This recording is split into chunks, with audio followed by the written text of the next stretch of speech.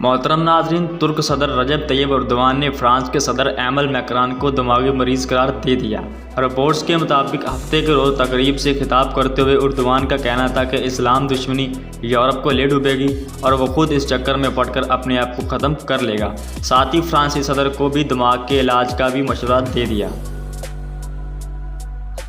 तुर्क सदर रजब Tayyip Erdogan का मज़ीद कहना था कि यूरोप इस्लाम और मुसलमान दुश्मनी की इस बीमारी से जल्द ही बाहर ना आया तो पूरा यूरोप सफारती से मिट जाएगा।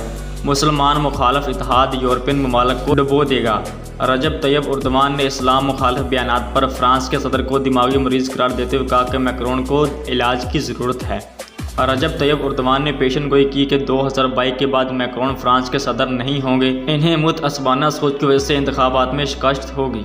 तुर्क सदर ने इस्लाम और मुसलमान के दिफा पर फ़लस्तीनी तंजीम को खराज तहसीन भी पेश किया और कहा कि तुर्की दुनिया में वो वाहिद ज़रूरतमंद मुल्क है जो मुसलमानों और इस्लाम का खुलकर दिफा कर रहा है।